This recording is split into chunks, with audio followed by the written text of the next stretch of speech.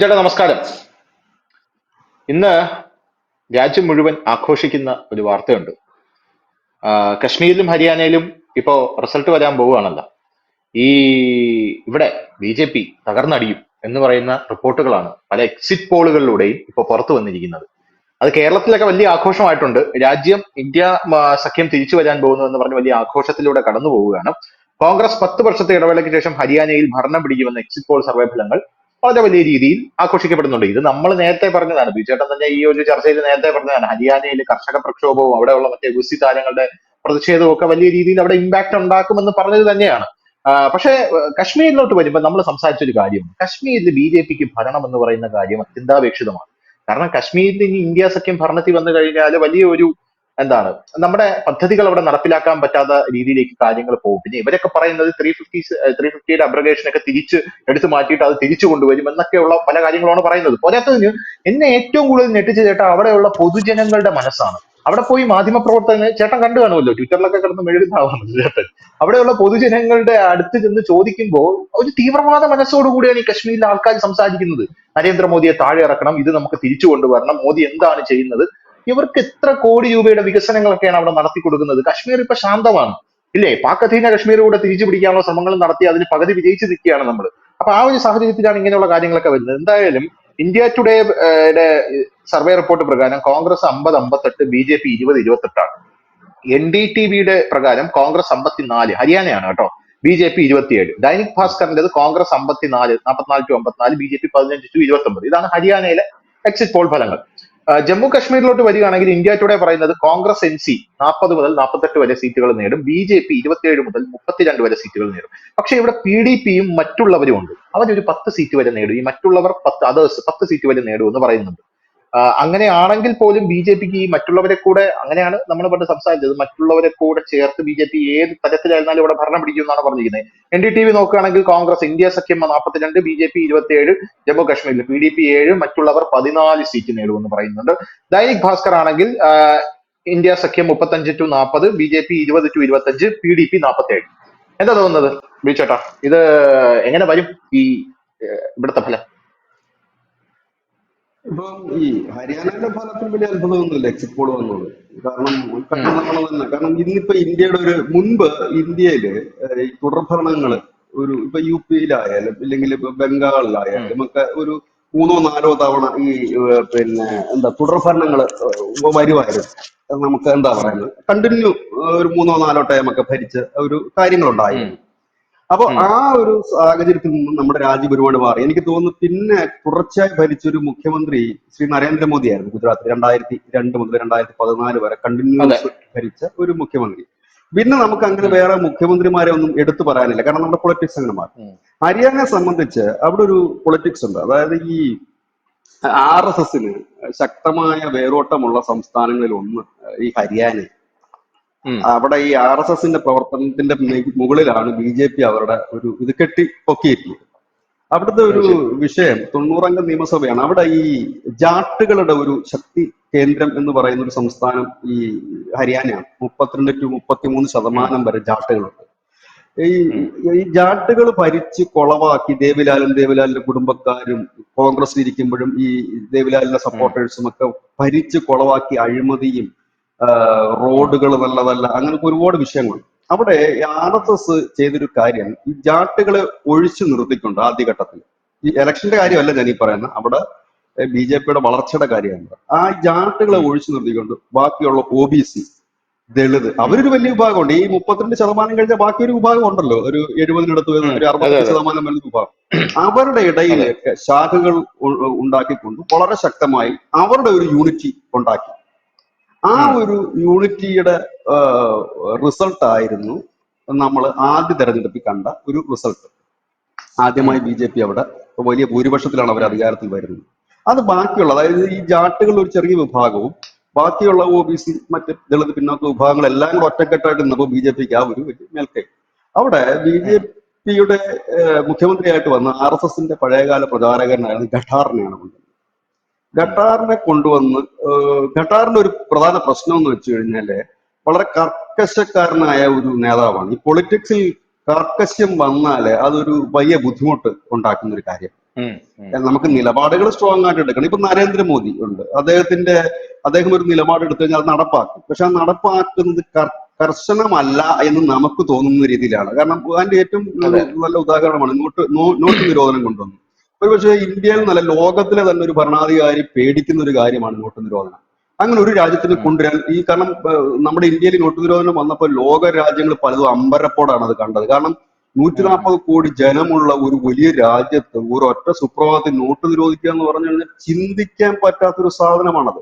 പക്ഷെ അവിടെ അതെ. എങ്ങനെയാണ് നരേന്ദ്രമോദി തനിക്ക് നേരെ ഉയരുന്ന എതിർപ്പുകളെ ഇല്ലാതാക്കിയത് എന്ന് ചോദിച്ചു കഴിഞ്ഞാൽ അത് കർശന നടപടികളിലായിരുന്നില്ല, വളരെ ബുദ്ധിപൂർവ്വം ഉം, നടത്തിയ ഒരു നീക്കമായിരുന്നു. അതായത് ഉം. ബി.ജെ.പി സംബന്ധിച്ച് ആ പാർട്ടി രൂപീകരിച്ചത് മുതൽ ഈ ഭീകരവാദവും കള്ളനോട്ടിനെയും കുറിച്ചും സംസാരിക്കാത്ത ഒരു പ്രസംഗം പോലും ഇല്ല. അങ്ങനെ ബേസിക്കലി അതെ. കള്ളനോട്ടിന്റെ ഒരു വരവാണ് ഭീകരവാദത്തിന്റെ അടിസ്ഥാനമെന്ന്. കാരണം നമ്മുടെ നാട്ടിൻപുറങ്ങളിൽ പോലും പറയും, ആരെങ്കിലും ഒരു പുതിയ വീട് വെച്ചാൽ പറയും അവന് കള്ളപ്പണമാണെന്ന് പറയും, കള്ളനോട്ട് അതെ. അതെ. കിട്ടിയതാണ് അല്ലെ കള്ളനോട്ടാണെന്ന് പറയും, സ്ഥലം മേടിച്ചാൽ പറയും എന്ന രീതിയിലേക്ക് നമ്മുടെ രാജ്യത്തെ മാറ്റി എടുക്കുന്നതിൽ ബി.ജെ.പിയുടെ പ്രചരണത്തിന് വലിയ പങ്കുണ്ട്. ഏറെക്കുറെ അത് ഉം, ശരിയുമായിരുന്നു എന്ന് പറയാം. ഉം, അപ്പോ നോട്ട് നിരോധിച്ചതിന് ശേഷം, അതായത് ഈ നമ്മുടെ രാജ്യത്ത് 140 കോടി ജനമുണ്ട്, ആ ജനത്തിന്റെയൊക്കെ സ്വഭാവം ഉം, നമുക്ക് ഏകദേശം അറിയാമല്ലോ. അവിടെയാണ് ഈ നോട്ട് നിരോധിച്ചിട്ട് ആ ബാക്കിയുള്ള ദിവസങ്ങൾ ആണ് നിർണായകം, അത് എങ്ങനെ കൈകാര്യം ചെയ്യുന്നു. അത് വലിയ പരിക്കില്ല എന്നുള്ളതല്ല, വലിയ പ്രശ്നങ്ങളൊക്കെ ഉണ്ടായി, പരിക്കില്ലാതെ അത് മുമ്പോട്ട് കൊണ്ടുപോകാൻ അദ്ദേഹത്തിന് കഴിഞ്ഞു. അപ്പോ ഉം, അപ്പൊ ജനത്തിനും കുറച്ചൊക്കെ വിശ്വാസമായി.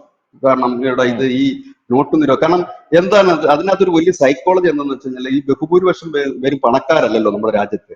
അപ്പൊ ഉം, അവർക്ക് ഉം, സ്വാഭാവികമായിട്ട് തോന്നി നമുക്കിപ്പോ നമ്മുടെ മനസ്സിലുണ്ടല്ലോ ഈ എല്ലാവരും കള്ളപ്പണക്കാരാണ്, ഈ പൈസ ഉള്ളവന്മാരല്ല, ഇല്ലെങ്കിൽ കള്ള. അപ്പൊ അങ്ങനെ ഒരു ചിന്താഗതി കൂടെ ഉം, അതിനകത്ത് വന്നു. പക്ഷെ അന്ന് അമിത്ഷാ ഉൾപ്പെടെയുള്ളവർ പറഞ്ഞ കാര്യം ഈ നോട്ട് നിരോധിച്ചു കഴിയുമ്പോൾ നിങ്ങൾ നോക്കിക്കോളൂ ഭീകരവാദത്തിന്റെ വേരറക്കും എന്ന് പറഞ്ഞു. അത് ഉം, പറഞ്ഞതുപോലെ തന്നെ അധികം വൈകാതെ ഒരു 2 മാസം കഴിഞ്ഞപ്പോഴത്തേനും നരേന്ദ്രമോദിയുടെ ഒരു പ്രസംഗം ഉണ്ടായിരുന്നു. അപ്പൊ അദ്ദേഹം അതിന് പറഞ്ഞൊരു കാര്യം, നിങ്ങൾ ഉം. കാശ്മീരിലേക്ക് നോക്കൂ, എല്ലാ വെള്ളിയാഴ്ചയും അവിടെ കല്ലേറ് നടന്നിരുന്നു. അതായത് 500 അതെ. രൂപ പാകിസ്ഥാനിൽ നിന്ന് അടിച്ച് 500 രൂപ കൊടുത്തിട്ടായിരുന്നു തെരഞ്ഞെടുപ്പ്. ഇപ്പൊ ഉം. കല്ലേറുണ്ടോ എന്ന് ഒറ്റ ചോദ്യമാണ് അവിടെ ചോദിച്ചത്.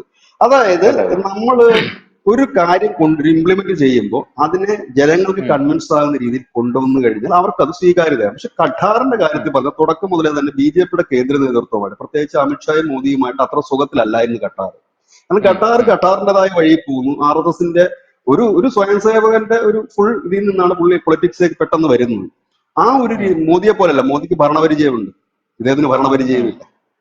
അപ്പോ അതെ. അവിടെ നിന്ന് വന്ന് മുൻപോട്ട് പോകുമ്പോൾ ഇദ്ദേഹം എന്താ ചെയ്തതെന്ന് വെച്ചാൽ എക്സിക്യൂട്ടീവ്സിന് ഇടയിൽ വലിയ എതിർപ്പ് ഇദ്ദേഹത്തിനെതിരെ ഉണ്ടായി. കാരണം ഏതൊരു ഉം, ഭരണാധികാരികൾക്കും എക്സിക്യൂട്ടീവ്സിനെ സൂചിപ്പിക്കാതെ മുൻപോട്ട് പോകാൻ കഴിയില്ല. അതായത് നമ്മുടെ സർക്കാർ ജീവനക്കാരുണ്ട്, അവരെ നമുക്ക് കുറെ ഒരു പരിധി വരെയൊക്കെ അവരെ വെറുപ്പിക്കാതെ പോയി കഴിഞ്ഞാൽ മാത്രമേ സർക്കാരിന് മുൻപോട്ട് പോകാൻ. ഇവിടെ ഖട്ടാറിന്റെ ഉം, ചില കർശന നടപടികൾ മൂലം ഈ IAS IPS ഓഫീസർ അടക്കമുള്ളവർ ആദ്യഘട്ടത്തിൽ വലിയ എതിർപ്പുണ്ടാക്കി. എന്നാൽ അദ്ദേഹം ഒരു ഉം, അഴിമതിക്കാരനോ ഒന്നുമല്ല. ജനങ്ങൾക്കിടയിൽ അദ്ദേഹത്തിന് ഒരു സ്വീകാര്യതയുണ്ട്, ഒരു മതിപ്പുണ്ട്. ഉം, കാരണം ഈ ഹരിയാനയിലെ ജനങ്ങൾ ഈ അഴിമതി കണ്ടുമെടുത്ത ജനം, അവിടുന്ന് വ്യത്യസ്തനായിട്ട് ഒരാൾ, അഴിമതിയോ കാര്യങ്ങളോ ഒന്നുമില്ല. പക്ഷെ പുള്ളി ഒരു കാര്യം പറഞ്ഞു കഴിഞ്ഞാൽ അത് എന്ത് വില കൊടുത്തും ബലം പ്രയോഗിച്ചും സ്ട്രിക്റ്റ് ആയിട്ട് നടപ്പാക്കുന്ന ഒരു ഉം, ഒരു വ്യക്തിയാണ്. അത് ഒരു ഒരു ഉം, വിട്ടുവീഴ്ച മനോഭാവമില്ല, അത് പോകുന്ന വ്യക്തി. ആദ്യമൊക്കെ ഉം, ബി.ജെ.പിയുടെ MLA-മാരൊക്കെ അവിടെ സഹിച്ചും കടിച്ചു പിടിച്ചും ഒക്കെ നിന്നെങ്കിലും രണ്ടാം ഘട്ടത്തിലേക്ക് വന്നപ്പോ ഈ ബി.ജെ.പിക്കുള്ളിൽ തന്നെ ഈ OBC-കൾക്കിടയിലും ഒപ്പം തന്നെ ഈ പറയുന്ന ജാട്ടുകൾക്കിടയിലും ഒക്കെ പ്രശ്നങ്ങൾ ഉണ്ടാകാൻ തുടങ്ങി. ഖട്ടാറിന്റെ ഈ ഉം, പോക്ക് ശരിയല്ല എന്ന് പറയാൻ തുടങ്ങി. ഇതിന് അവർക്ക് കുറച്ചുകൂടെ ബലം നൽകിയ കാര്യം എന്ന് വെച്ച് കഴിഞ്ഞാൽ ഈ ഖട്ടാറിനെ കേന്ദ്ര നേതൃത്വത്തിന് വലിയ തൃപ്തിയുള്ള ആളായിരുന്നില്ല തുടക്കം മുതലേ ഉം, തന്നെ. കാരണം മോദിയൊക്കെ പങ്കെടുക്കുന്ന റാലി വലിയ വാർത്തയാണ് നമ്മുടെ നാഷണൽ മീഡിയാസ് ആ സമയത്തൊക്കെ. കാരണം മോഡിയും ഉം, ഖട്ടാറും വേദി പങ്കിട്ടു എന്ന് പറയുന്നത് തന്നെ വലിയ വാർത്തയാണ്. കാരണം ഇവർ തമ്മിൽ ഉം, ഉം, ചിരിക്കുകയോ മിണ്ടുകയോ പോലും ചെയ്യാത്തൊരു സാഹചര്യമാണ്. ആ സാഹചര്യം ഉം, കൂടെ വന്നു കഴിഞ്ഞപ്പോൾ കേന്ദ്രത്തിന്റെ ബി.ജെ.പിയുടെ ഒരു മാനസിക സപ്പോർട്ട് ഉണ്ട് എന്ന് മനസ്സിലാക്കിയപ്പോൾ ഖട്ടാറിനെതിരെ വാളെടുക്കാൻ തുടങ്ങുന്നു. ഖട്ടാറിന്റെ ചില കാര്യങ്ങൾ, അതായത് ഈ കർഷക സമരത്തോട് ഖട്ടാർ എടുത്ത ചില നടപടികളുണ്ട്, അതായത് നിർദാക്ഷിണ്യം അവരെ ഉം, അടിച്ചൊതുക്കുന്ന ഒരു നിലയിലേക്ക് ഖട്ടാർ ഉം, പോവുകയും അതുപോലെ തന്നെ പല വിഷയങ്ങളും ഖട്ടാർ കർശന നിലപാടുകളാണ് എടുത്തത്. ആദ്യത്തെ കർഷക സമരത്തിന്റെ കാര്യങ്ങളാണ് പറയുന്നത്. അങ്ങനെ വന്നു മനസ്സിലായി. കഴിഞ്ഞപ്പോൾ ഈ ഖട്ടാറിന്റെ താഴെത്തട്ടിൽ ഈ ബി.ജെ.പിയുടെ സെൻട്രൽ ഇതിലുള്ള ചിലരുടെ മൗന അനുവാദത്തോടു കൂടിയൊക്കെ നടന്ന കലാപങ്ങൾ അനുമതി വന്നു. അങ്ങനെ ഖട്ടാറിന്റെ കാര്യങ്ങൾ, അദ്ദേഹം പറയുന്ന കാര്യങ്ങളൊന്നും താഴെത്തട്ടിലേക്ക് എത്താത്ത ഒരു സ്ഥിതിവിശേഷം വന്നു. അപ്പൊ അതൊക്കെ ഉം, ബി.ജെ.പിക്ക് അകത്ത് വലിയ വിഷയങ്ങളായി തുടങ്ങി. അങ്ങനെ ഒടുവിൽ ബി.ജെ.പി ഖട്ടാറിനെ മാറ്റിക്കൊണ്ട് ഉം, പുതിയ സൈനിയെ അവിടെ പുതിയ മുഖ്യമന്ത്രി, അദ്ദേഹം OBC കാരനാണ്, മുഖ്യമന്ത്രിയാക്കി കൊണ്ടുവന്നു. അദ്ദേഹത്തെ നമുക്ക് കുറ്റം പറയാൻ പറ്റത്തില്ല. ഇപ്പോഴത്തെ തെരഞ്ഞെടുപ്പിൽ പരാജയപ്പെട്ട അദ്ദേഹത്തെ കുറ്റം പറയാൻ പറ്റില്ല. കാരണം അദ്ദേഹത്തിന് അധിക സമയമൊന്നും മുഖ്യമന്ത്രി പദത്തിലേക്ക് കിട്ടിയിരുന്നില്ല എന്നുള്ളതാണ്. അവസാനം ലോക്സഭാ തെരഞ്ഞെടുപ്പിന് മുൻപ് തന്നെ BJPക്ക് കാര്യങ്ങൾ മനസ്സിലായി. കാരണം ഈ പോക്ക് പോയിട്ട് കാര്യമില്ല, പാർട്ടി ഏതാണ്ടൊക്കെ ഒരു അവിയൽ പരുവത്തിലേക്ക് ഹരിയാനയിൽ മാറിക്കഴിഞ്ഞിരിക്കുന്നു. ഇത് രക്ഷയില്ല എന്ന് അവർക്ക് മനസ്സിലായി. ലോക്സഭാ തെരഞ്ഞെടുപ്പ് വന്നു, 10-ൽ 5 സീറ്റിലും ഭംഗിയായി തോറ്റു, 5 സീറ്റ് ജയിച്ചു. ആ ജയിച്ചതിൽ ഒരാൾ ഖട്ടാറായിരുന്നു. ഖട്ടാറോട് ഇല്ലായിരുന്നെങ്കിൽ, ഖട്ടാർ മത്സരിച്ചില്ലായിരുന്നെങ്കിൽ 4 സീറ്റിലേ ജയിക്കത്തുള്ളൂ, 6 പോയാലും. അപ്പൊ അവിടെ ജയിച്ചൊക്കെ വന്നു. അതിനുശേഷം ഇവർക്ക് പിന്നെ ഈ സെൻട്രൽ BJP കേന്ദ്ര നേതൃത്വം ഹരിയാനയിൽ ഒരു പൊളിച്ചെഴുത്തിന് തയ്യാറായില്ല. കാരണം അവരുടെ മുമ്പിൽ ഒരു ലക്ഷ്യമുണ്ടായിരുന്നു. അവരെന്ത് ചെയ്തു എന്ന് വെച്ച് കഴിഞ്ഞാല്, എലക്ഷൻ അടുത്തപ്പോഴത്തേനും ഈ BJP കംപ്ലീറ്റ് RSSന്റെ കയ്യിലോട്ട് വെച്ചു. കാരണം RSS ആണല്ലോ ഇവരെ ആദ്യമായിട്ട് അധികാരത്തിലെത്തുന്നതൊക്കെ. കംപ്ലീറ്റ് എടുത്ത് RSSന്റെ കയ്യിലോട്ട് കൊടുത്തു. നിങ്ങൾ ഇനി എന്താന്ന് വെച്ചാൽ ഈ കൊച്ചിനെ വളർത്തുകയോ കൊല്ലുകയോ എന്ത് വേണം ചെയ്തോളാൻ പറഞ്ഞു. ഫുൾ പവറായി കൊടുത്തത്. അപ്പോ എന്തായാലും ഇനിയിപ്പോ ഇത് പിടിച്ചാൽ കിട്ടത്തില്ല, കാരണം മൊത്തത്തിൽ കുളവായി കിടക്കും. അങ്ങനെ RSS എന്ത് ചെയ്തു എന്ന് വെച്ച് കഴിഞ്ഞാല്, കാരണം ആ ഒരു ലാസ്റ്റ് ടൈമിൽ അവരുടെ കിട്ടിയിട്ട് അവർക്ക് പ്രത്യേകിച്ചൊന്നും ചെയ്യാനില്ല എന്നൊരു സാഹചര്യമാണ്, അവസാന നിമിഷമാണ്. അവരാദ്യം ചെയ്ത പണി എന്ന് വെച്ചാൽ, ഇതിനകത്ത് ഈ മന്ത്രിമാരും MLA-മാരുമായിട്ടുള്ള അലമ്പന്മാരില്ലെങ്കിൽ ഈ പ്രതിച്ഛായ മോശമുള്ള ആ ഒരു അഴിമതിയുടെ ഒക്കെ പേരും ഒക്കെ ഉള്ള ഒരു 60% സ്ഥാനാർത്ഥികളെ ഒറ്റയടി അങ്ങ് നീക്കിക്കളാം. കാരണം ഈ നോർത്ത് ഇന്ത്യയെ സംബന്ധിച്ചെന്ന് പറഞ്ഞാൽ അവിടുത്തെ MLA-മാരും മന്ത്രിമാരും നമ്മുടെ നാട്ടിലെ പോലെ ഹൈ പവറാണ്. ഈ ചെറിയ നാട്ടുരാജാക്കന്മാരെ കണക്ക് എല്ലാ പാർട്ടിയുടെ, BJP-യുടെ, കോൺഗ്രസിന്റെ എല്ലാ പാർട്ടിയും ഒറ്റയടിക്ക് ഈ 60% പേരെ മാറ്റി. എന്നിട്ട് അവരൊരു പുതിയ റൂള് കൊണ്ടുവന്നു. അവർ പറഞ്ഞു, മിടുക്കന്മാരായ മണ്ഡലം പ്രസിഡന്റുമാരെയും മിടുക്കന്മാരായ ജില്ലാ പ്രസിഡന്റുമാരെയും അവര് സ്ഥാനാർത്ഥികളാക്കി. 23% സീറ്റ് ഹരിയാനയിൽ ഈ പുതുമുഖങ്ങൾക്കായി കൊടുത്തു. അതായത് അവരുടെ മുമ്പിൽ ഒരു വ്യക്തമായ പ്ലാൻ ഉണ്ടായിരുന്നു RSSന് മുമ്പിൽ. കാരണം ഈ ഇലക്ഷൻ എന്തായാലും പരാജയപ്പെട്ട് തോറ്റു തുന്നം പാടിയിൽ ഈ ഒരു അഴുക്കുകളെല്ലാം ഒറ്റയടിക്ക് നീക്കുക, പകരം പുതിയ ടീംസിനെ കൊണ്ടുവന്ന് ഇവിടെ എല്ലാം ഫില്ല് ചെയ്യുക എന്നുള്ള ഒരു നയം അവർ നടപ്പാക്കി. അതിന്റെ ഒരു ഏറ്റവും വലിയ ഒരു റിസൾട്ട് ആയിരുന്നു ഇലക്ഷന് തൊട്ടു മുമ്പ്, അതായത് 72 മണിക്കൂറുള്ളപ്പോൾ, അതായത് ഇന്നലെയാണ് ഹരിയാന നിയമസഭാ തെരഞ്ഞെടുപ്പ് നടക്കുന്നത്. അതിന് 72 മണിക്കൂർ മുമ്പ് 6 പ്രധാനപ്പെട്ട നേതാക്കളെ BJP പാർട്ടിയിൽ നിന്ന് പുറത്താക്കി. ലോകത്ത് ഒരു പാർട്ടിയും ഈ ഇലക്ഷൻ പടിവാതിൽ എത്തി നിൽക്കുമ്പോൾ റിബലുകളാണെങ്കിൽ പോലും മാറ്റില്ല, പുറത്താക്കില്ല. കാരണം വൈരാഗ്യം പിന്നെ കൂടുകയാണ് ചെയ്യുന്നത്. ഇപ്പൊ നമ്മുടെ നാട്ടിലുമൊക്കെ റിബലുകളും ഗ്രൂപ്പ് നേതാക്കളും ഒക്കെ ഉണ്ട്. അത് തെരഞ്ഞെടുപ്പ് പ്രഖ്യാപിച്ചു കഴിഞ്ഞാൽ അവർക്കെതിരെ ഒരു നടപടി നമ്മൾ എടുക്കില്ല, ഒരു പാർട്ടി എടുക്കില്ല. ഇതങ്ങനെയല്ല, തെരഞ്ഞെടുപ്പ് വോട്ട് ചെയ്യുന്നതിന്റെ 72 മണിക്കൂർ മുമ്പാണ് പുറത്താക്കുന്നത്. 6 വർഷത്തേക്ക് എടുത്ത് കളയുകയാണ്. അത് വെറും ചെറിയ ആളുകളല്ല എടുത്ത് കളയുന്നത്, മന്ത്രിമാരായിരുന്നവര്, പാർട്ടിക്കെതിരെ വിമത ശബ്ദം ഉയർത്തിയവരെ ഒറ്റയടിക്ക് എടുത്തു കളയുന്നത്, ചങ്കൂറ്റം കാണിച്ചതും ഈ ഒരു ഫോർമുലയുടെ അടിസ്ഥാനത്തിലാണ്. അതായത് പോകുന്നെങ്കിൽ പോകട്ടെ, കാരണം ഇതെല്ലാം ഒന്ന് ശുദ്ധീകരിച്ച് ക്ലിയർ ചെയ്ത് മുൻപോട്ട് വരണമെന്നുള്ള ഒരു വലിയ ആഗ്രഹത്തിന്റെ പുറത്ത്. അതുകൊണ്ട് തന്നെയാണ് ആ ഒരു വലിയ നീക്കം നടന്നത്. ഏതാ, ഈ മണ്ഡലം പ്രസിഡന്റുമാരെ, ജില്ലാ പ്രസിഡന്റുമാരെ ഒക്കെ ചെറുപ്പക്കാരാ എല്ലാവരെയും കൊണ്ടുവന്നുകൊണ്ട്. അപ്പൊ ഹരിയാനയിൽ 2ാം വട്ടം BJP അധികാരത്തിൽ വരും. BJPക്ക് കേവല ഭൂരിപക്ഷമില്ല, 46 സീറ്റ് വേണം നിയമസഭ ഭരിക്കണമെങ്കിൽ. ഹരിയാന 40 സീറ്റാണ് കിട്ടിയത്. അവിടെ JJP, ദുഷ്യന്ത് ചൌട്ടാലയുടെ JJP-യെയും കൂടെ പിടിച്ചുകൊണ്ട് ആണ് അവർ ഭരിച്ചത്. പിന്നീട് ഈ JJP-യെ പിളർത്തി 4 MLA-മാരെ ചാടിച്ചുകൊണ്ട്, അങ്ങനെ അത് BJP-യുടെ ഒരു പതിവ് രീതിയാണ്. അപ്പൊ ഹരിയാനയിൽ ഏതാണ്ട് പരാജയം എല്ലാവർക്കും മനസ്സിലായത്. പക്ഷെ ഇവിടെ കോൺഗ്രസിന്റെ മെച്ചം കൊണ്ടല്ല കോൺഗ്രസ് ജയിക്കുന്നത് എന്നുള്ള, കാരണം കാലങ്ങളായിട്ട് കോൺഗ്രസ് ഭരിച്ച് കുളമാക്കിയിട്ടുള്ള ഒരു സംസ്ഥാനമാണ് ഹരിയാന. അപ്പൊ കോൺഗ്രസിന്റെ മെച്ചം കൊണ്ടല്ല, ഈ BJP-യിലെ ഈ പ്രശ്നങ്ങൾ കൊണ്ട് അവർ തകർന്നു. പക്ഷെ അവരുടെ ബേസ് പോയിട്ടില്ല എന്നുള്ളത് തന്നെയാണ് എനിക്ക് ഇന്നത്തെ എക്സിറ്റ് പോൾ കണ്ടപ്പോഴും മനസ്സിലായത്. പിന്നെ ഈ കർഷക സമരം എത്രത്തോളം എഫക്ട് ചെയ്തു എന്ന് അറിയണമെന്നുണ്ടെങ്കിൽ റിസൾട്ട് വന്നതിന് ശേഷം മാത്രമേ നമുക്ക് അറിയാൻ കഴിയൂ. കാരണം കർഷകർ ഏറ്റവും കൂടുതലുള്ള കാർഷിക മേഖലകളിൽ BJP-ക്ക് സീറ്റ് കുറഞ്ഞു, വോട്ടിംഗ് ശതമാനം കുറഞ്ഞു എന്നാണ് നമുക്ക് മനസ്സിലാക്കേണ്ടത്. എനിക്ക് ഇപ്പോഴും തോന്നുന്നത് ഹരിയാനയിൽ BJP-ക്ക് വോട്ടിംഗ് പെർസെന്റേജ് വലിയ കുറവ് വരില്ല, വലിയ ഇടിവ് ഹരിയാനയിൽ BJP-ക്ക് വോട്ടിംഗ് പെർസെന്റേജ് വരില്ല. കാരണം അതിന്റെ ഒരു ബേസ് RSSന്റെ ബേസ് ഇങ്ങനെ നിന്ന് പോകുന്നേ ഉള്ളൂ. കാരണം ഇതിന്റെ മുകളിൽ തട്ടിൽ കയറി നിൽക്കുന്ന കുറെ നേതാക്കന്മാരുണ്ട്. ഈ നോർത്ത് ഇന്ത്യയിൽ കൂടുതലും BJP-യിലേക്ക് എത്തുന്ന നേതാക്കന്മാരെന്ന് ബേസിക്കലി അവർ BJP-ക്കാരല്ല, അവർ മറ്റു പല പാർട്ടികളിൽ നിന്നിട്ട് ചാടി വരുന്ന ഒരുപാട് നേതാക്കന്മാരുണ്ട്. സ്വാഭാവികമായിട്ട് പൊളിറ്റിക്കൽ പാർട്ടി ആകുമ്പോൾ അങ്ങനെയുള്ളവരെ സ്വീകരിച്ചേ പറ്റും. ആ ഒരു അവസ്ഥയുണ്ട്. അപ്പൊ ഹരിയാനയില് ഇപ്പൊ വന്നിരിക്കുന്ന ആ ഒരു എക്സിറ്റ് പോൾ ഏകദേശം ശരിയാകാനുള്ള സാധ്യതകൾ വളരെ കൂടുതലാണ്. കാരണം അതിപ്പോ 3ാമത്തെ വട്ടം ഞാൻ പറഞ്ഞില്ല, ഇനിയിപ്പോ ഇതേപോലെ തന്നെയാണ് ഉത്തർപ്രദേശിലും. യോഗി 2 വട്ടം അധികാരത്തിൽ കയറി കഴിഞ്ഞു.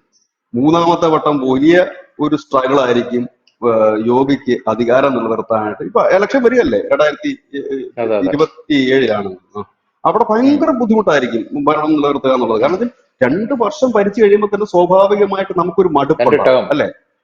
2 തവണ ആയിട്ട് അടുപ്പിച്ച് വരുമ്പോൾ ഒരു മടുപ്പ് സ്വാഭാവികമായിട്ട്. ഇപ്പൊ നമ്മുടെ ഈ അതിന് പക്ഷെ വേറൊരു കാര്യമുണ്ട്, അതിനെന്ത് ചെയ്തിട്ട് പുതുമകൾ കൊണ്ടുവന്നുകൊണ്ടേയിരിക്കണം. അങ്ങനെ വരുമ്പോഴേ ജനങ്ങൾക്ക് മടുപ്പുണ്ടാകാതിരിക്കും. പക്ഷെ അങ്ങനെ പുതുമ കൊണ്ടുവരാൻ പറ്റത്തില്ല ഈ ഭരണകൂടത്തില്. കാരണം ഇപ്പൊ ഒന്നാം യോഗി മന്ത്രിസഭയുടെ കാലത്ത് അദ്ദേഹം കൊണ്ടുവന്ന വ്യവസായത്തിന് വലിയ പ്രാധാന്യത്തിലേക്ക് കൊണ്ടുവന്ന പ്രൊജക്ടുകളുണ്ട്. അതിന്റെ കണ്ടിന്യൂഷനാണ് രണ്ടാം ഇത്. അപ്പൊ അവിടെ വലിയ പുതുമകൾ അദ്ദേഹത്തിന് കൊണ്ടുവരാൻ കഴിയുന്നില്ല. അദ്ദേഹം ആദ്യത്തെ സമയത്ത് ഗുണ്ടകളെ മുഴുവനൊക്കെ വെടിവെച്ച് കൊന്നു ഒക്കെ ആ ഒരു ക്രമസമാധാനം ഇതാക്കി. അപ്പൊ അതിന്റെ കണ്ടിന്യൂഷനാണ്. ആർക്കും അതിനകത്തൊരു പുതുമയില്ല. അപ്പൊ അത് കൊണ്ടുവരാനുള്ള ഒരു ശ്രമവും, ഇല്ലെങ്കിൽ കുറച്ചുകൂടെ ജനകീയമായുള്ള പ്രഖ്യാപനങ്ങളും പദ്ധതികളും ഒക്കെ കൊണ്ടുവരണം. വീഴാൻ സാധ്യതയില്ല അദ്ദേഹത്തിന്. കാരണം വെച്ചാൽ ഇപ്പം BJP സംബന്ധിച്ച് പറഞ്ഞാൽ 2025 അവർക്ക് ഈ RSSന്റെ 100ാം വാർഷികം ആഘോഷിക്കുന്ന ഒരു സമയമാണ്. അപ്പൊ അവരിപ്പോ ഒരു ചേഞ്ചിനും അവർ തയ്യാറല്ല എന്നുള്ളതാണ് യാഥാർത്ഥ്യം. ഒരുപക്ഷെ 2025 ആ ഒരു ഗിഫ്റ്റായിട്ട് ചിലപ്പോൾ വേറെ എന്തെങ്കിലും ചെറിയ ചേഞ്ചസുകൾ പാർട്ടിയിലൊക്കെ ഉണ്ടായെങ്കിൽ പോലും, ചില നേതാക്കൾ ഉയർത്തിക്കൊണ്ടുവരുന്നതൊക്കെ ഉണ്ടായെങ്കിൽ പോലും അതിനവർ തയ്യാറായില്ല. അപ്പൊ ഇത് ഞാൻ പറഞ്ഞത്, ഈ 2 ടേം ഒരുമിച്ച് കഴിഞ്ഞാൽ 3ാമത്തെ ടേം പോവുക ഈ ഒരു കാലഘട്ടത്തിൽ നമ്മുടെ രാജ്യത്ത് വലിയ പ്രയാസകരമായ കാര്യം. അവിടെയാണ് ഇപ്പോ ഈ ഇത് സംഭവിച്ചിരിക്കുന്നത്. ഏതായാലും ഈ എക്സിറ്റ് പോൾ ശരിയാണ്. ഇനി കാശ്മീരിലേക്ക് വരുമ്പോൾ ഞാൻ പറയുന്നത് BJPക്ക് വലിയ നേട്ടം ഉണ്ടായിരിക്കുന്നത്. കാരണം ഇപ്പൊ ധനുഷ് പറഞ്ഞതനുസരിച്ചാണെങ്കിൽ എല്ലാവരും 25 സീറ്റിന് മുകളിലല്ല പറഞ്ഞത് അല്ലെ. 25 സീറ്റ് എല്ലാവരും മുകളിൽ. അവർക്ക് കഴിഞ്ഞ തവണ എത്ര സീറ്റാണ് കിട്ടിയത്? 25 സീറ്റേ കിട്ടിയുള്ളൂ. കാരണം ഇത്തവണ BJP അവിടെ എല്ലാ സീറ്റിലും മത്സരിച്ചിട്ടില്ല. അവർക്ക് ഏറ്റവും വലിയ ഒറ്റകക്ഷിയാകും എന്ന് എല്ലാ എക്സിറ്റ് പോൾ സർവേ ഫലങ്ങളും പറഞ്ഞിട്ടുണ്ട്. അത് തന്നെ അവരെ സംബന്ധിച്ച് വലിയ നേട്ടം. കാരണം 25 നിന്നാണ് 27ഉം 26ഉം 30ഉം ഒക്കെ പറയുന്നത്. അത് വലിയ നേട്ടം. അത് മാത്രമല്ല അവർ 32 പറയുന്നത്. അത് മാത്രമല്ല അവർ ഇത്തവണ കഴിഞ്ഞ തവണത്തേക്കാൾ കുറഞ്ഞ സീറ്റിലാണ് മത്സരിച്ചത്. അത് പലരും അത്ഭുതത്തോടെ നോക്കിക്കൊണ്ട് ഒരു കാര്യമുണ്ട്. കാശ്മീരിൽ ജമ്മുവിൽ പതിവില്ലാത്ത വിധം കുറെ സീറ്റ് മോഹികളുമായിട്ട് അടിയും പിടിയൊക്കെ ഉണ്ടായി. അവിടെയും കുറച്ചുപേരെയൊക്കെ പാർട്ടിയിൽ നിന്ന് പുറത്തു കളഞ്ഞു. എല്ലാ സീറ്റിലും അവർ മത്സരിച്ചു. അപ്പോഴേ എല്ലാവരും ചോദിച്ചു. കാരണം 43 സീറ്റുണ്ട് ജമ്മു താഴ്വരയിൽ. കാശ്മീരിലേക്ക് പോകുമ്പോൾ 46 സീറ്റുകളോ, മൊത്തം 90 സീറ്റാണ് ഉള്ളത്. അപ്പോ 46, 47. അപ്പം ഈ എല്ലാവരും ചോദ്യം ജമ്മുവിൽ എന്താണ് BJP ഇത് എല്ലായിടത്തും ആളെ നിർത്താഞ്ഞെന്ന് ചോദിച്ചു. അന്നപ്പോ അമിത്ഷാ അതിന് മറുപടി പറഞ്ഞത്, ഞങ്ങള് 23 സീറ്റിലും കണ്ട് അവർ അവിടെ മത്സരിച്ചിട്ടുള്ളൂ. 23 അത്രയും കണ്ട് പഴയ സീറ്റ് അത്രയും മത്സരിച്ചിട്ടില്ല. കറക്റ്റ് എനിക്കറിയില്ല. അന്ന് അമിത്ഷാ പറഞ്ഞൊരു കാര്യം, ഞങ്ങൾ മത്സരിക്കുന്നില്ലെങ്കിൽ ഞങ്ങൾ ചില സ്വതന്ത്രന്മാർ ഞങ്ങളുടേതായിട്ട് നിൽപ്പുണ്ട്, അവരെ ഞങ്ങൾ പിന്തുണയ്ക്കുന്നത്. ഈ വളരെ വിചിത്രമായ കാര്യം, ഇത്തവണ കാശ്മീരിൽ ഏറ്റവും കൂടുതൽ സ്വതന്ത്രന്മാർ മത്സരിച്ചിട്ട് തെരഞ്ഞെടുപ്പാണ്. 960 അങ്ങോട്ട് സ്വതന്ത്രന്മാർ മത്സരിച്ചവിടെ. അപ്പൊ ഈ സ്വതന്ത്രന്മാർ ആരൊക്കെയാണെന്നുള്ള കാര്യം ആർക്കും അറിയില്ല. ഈ ജമാഅത്ത് ഇസ്ലാമിയുടെ സ്വതന്ത്രന്മാരുണ്ട്, PDPയുടെ സ്വതന്ത്രന്മാരുണ്ട്, സർവ്വ സ്വതന്ത്രന്മാരുണ്ട്, BJPയുടെ സ്വതന്ത്രന്മാരുണ്ട്. അതുകൊണ്ടാണ് കോൺഗ്രസും നാഷണൽ കോൺഫറൻസും ഒക്കെ പറഞ്ഞത് ഇതെന്തോ വലിയ അപകടം നടക്കുന്നു, കള്ളക്കളി നടക്കുന്നുണ്ട്. കാരണം BJP പറയുന്നത് ഞങ്ങള് ഇല്ലാത്ത സ്ഥലങ്ങളിലൊക്കെ ഞങ്ങൾ സ്വതന്ത്രന്മാരെ പിന്തുണയ്ക്കുന്നുണ്ട്. ഏത് സ്വതന്ത്രന്മാരെയാണെന്നുള്ള കാര്യം അമിത്ഷാ വ്യക്തമാക്കിയിട്ടില്ല എന്ന് പറഞ്ഞുകൊണ്ടായിരുന്നു ഒമർ അബ്ദുള്ള വന്നത്. സ്വാഭാവികമായിട്ട് പിന്തുണയ്ക്കുന്ന സ്വതന്ത്രനെ വ്യക്തമാക്കണ്ടേ.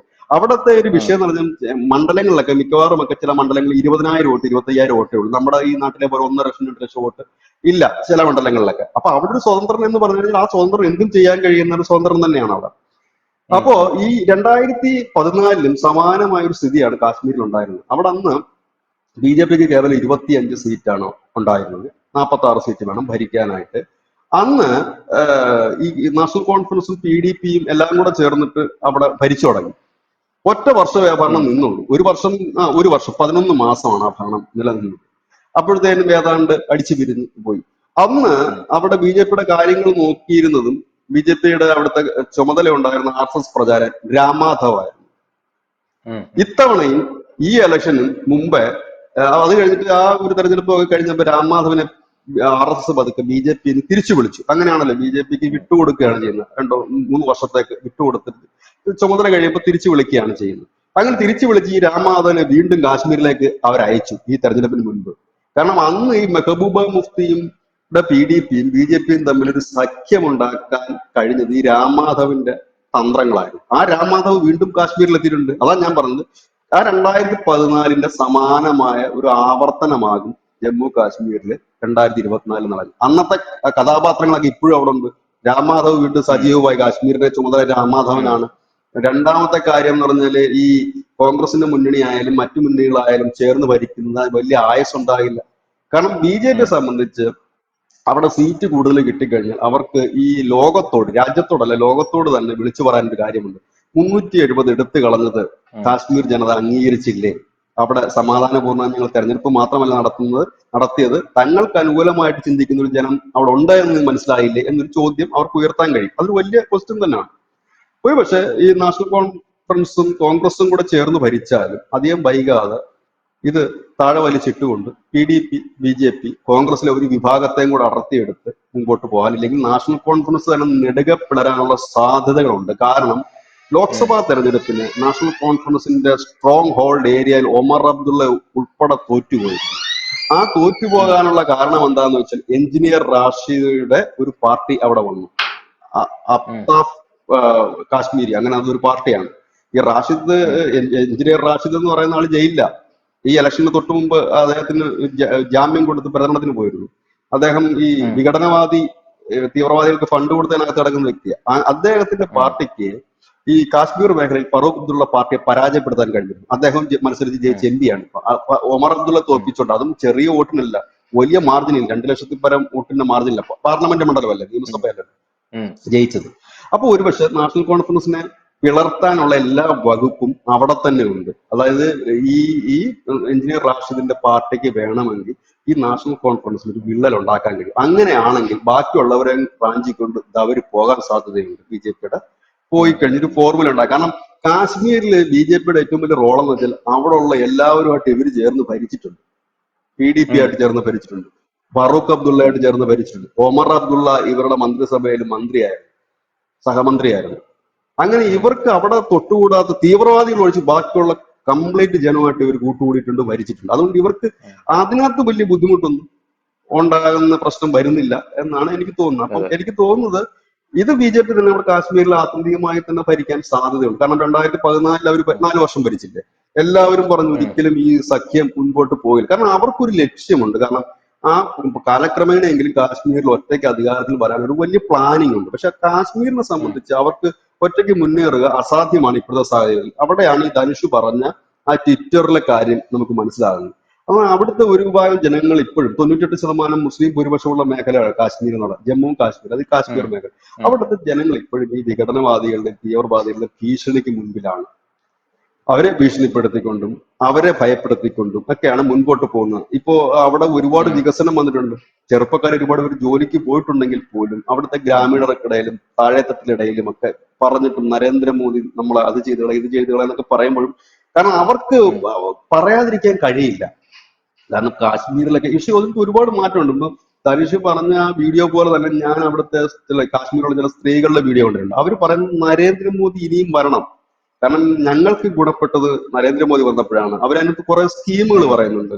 ഞങ്ങൾക്ക് പൈസ കിട്ടിയ കഥ, പിന്നെ ഞങ്ങളുടെ കുട്ടികളുടെ പഠനക്കാര്യം, ഇത് മോദി അല്ലാതെ വേറെ ഉം, ആരാണ് ഞങ്ങൾക്ക് ചെയ്തു തന്നത് എന്ന് ചോദിക്കുന്ന ഒരു ചെറിയ വിഭാഗം, വലിയ വിഭാഗം എന്ന് ഞാൻ പറയുന്നത് ഉം, ഒരു ചെറിയ വിഭാഗം കാശ്മീരിലുണ്ട് എന്ന് കൂടി നമ്മൾ മനസ്സിലാക്കണം. ഉം, മറ്റൊരു ഉം, വിഭാഗം എന്ന് പറഞ്ഞാൽ ഇപ്പോഴും ഈ ഭയം അവർക്കുണ്ട്. കാരണം ഈ എന്തെങ്കിലും ഇങ്ങനെ പറഞ്ഞു കഴിഞ്ഞാൽ നാളെ ഈ ഉം, ഇവരുടെ പിന്നെ ആക്രമണം നേരിടേണ്ടി വരുമോ, വലിയ പ്രശ്നങ്ങൾ നേരിടേണ്ടി വരും. അവിടുത്തെ ഒരു വലിയ വിഷയം എന്ന് വെച്ചാൽ അവിടുത്തെ ശ്മശാനത്തിൽ പോലും ഈ മറ്റ് ഇതര മുസ്ലിംസിനെ അടക്കില്ല. ഈ ഭട്ട് ഉം, മുസ്ലിംസ് ഉം, ഉണ്ട്, സുന്നികളുണ്ട്, ഷിയകളുണ്ട്, മുസ്ലിംസിന്റെ എല്ലാ വിഭാഗങ്ങളും ഏകദേശം ഉള്ള ഒരു സ്ഥലം കൂടിയാണ് അവിടെ.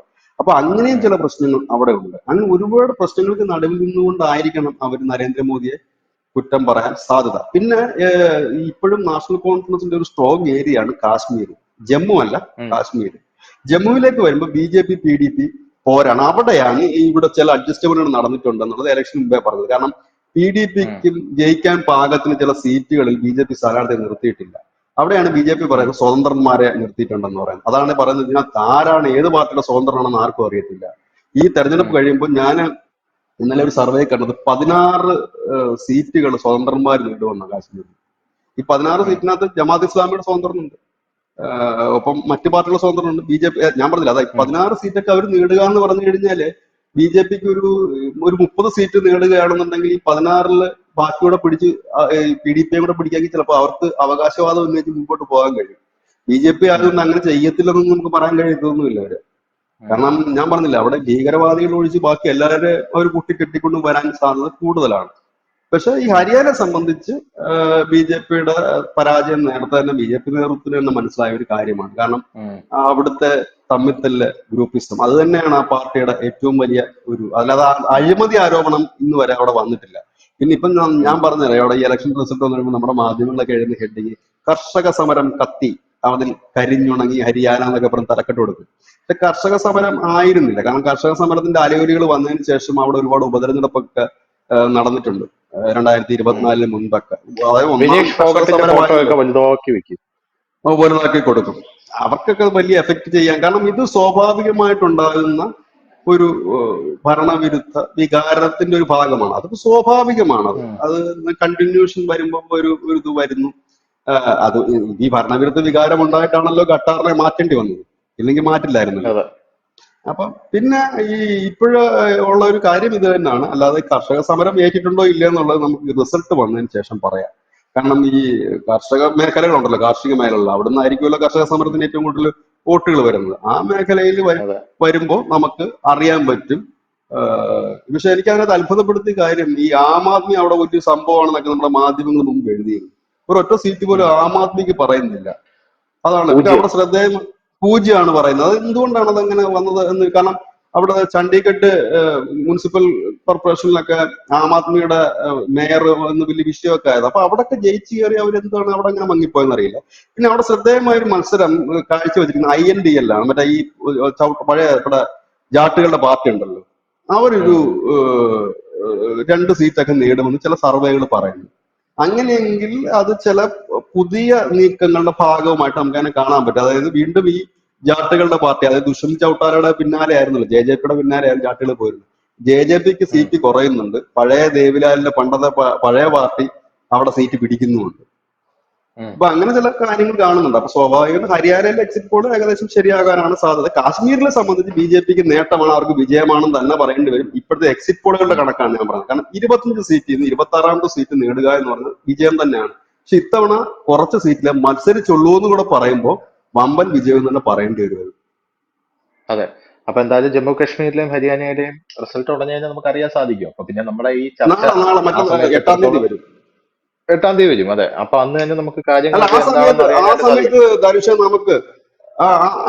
ധനുഷൻ നമുക്ക് ഏരിയ തിരിച്ചിട്ട്, അവിടുത്തെ ഓരോ ഏരിയ തിരിച്ചിട്ട് നമുക്ക് ചർച്ച ചെയ്യാം, സംസാരിക്കാം. അപ്പൊ നമുക്ക് മനസ്സിലാകും കർഷക സമരവേശിയോ, ഈ സ്പോർട്സ് താരങ്ങളുടെ ഗോതകൾ ഏറ്റവും കൂടുതൽ സ്പോർട്സ് താരങ്ങളെ പിന്തുണയ്ക്കുന്നവരുടെ ഗുസ്തി, അതെ, അവിടെ അവര് ഏശിയോ എന്നൊക്കെ ഉള്ളത് ഇലക്ഷൻ റിസൾട്ട് വന്നിട്ട് കേൾക്കാം. ഞാൻ ഇപ്പോഴും ഉറച്ചു വിശ്വസിക്കുന്നുണ്ട് BJP-ക്ക് അവിടെ വോട്ടിംഗ് ശതമാനം വലിയ രീതിയിൽ കുറയാൻ സാധ്യതയില്ല. പിന്നെ നേരിയ വോട്ടിംഗ് ശതമാനം കുറഞ്ഞാൽ പോലും സീറ്റുകളിൽ വലിയ വേരിയേഷൻ നമ്മുടെ ഇന്ത്യയിൽ ഒരു പ്രതിഭാസമാണ്. അപ്പം ചെറിയ 1-2% കുറഞ്ഞാൽ പോലും അതാണ്. എന്തായാലും 8-ാം തീയതി നമുക്ക് കാണാമല്ലോ. അപ്പൊ ഇനി കൂടുതൽ ആമുഖത്തിന്റെയോ മുഖവരയുടെയോ ആവശ്യമില്ല. 8-ാം തീയതി നമുക്ക് ഒന്നും ആവശ്യം. ഓക്കെ, താങ്ക് യു ബിച്ചേട്ടാ. Thank you so much. കൂടുതൽ വാർത്തകളും വിശേഷങ്ങളും നിങ്ങളിലേക്ക് എത്താൻ ABC മലയാളം സബ്സ്ക്രൈബ് ചെയ്യുക, ബെൽ ബട്ടണും അമർത്തുക.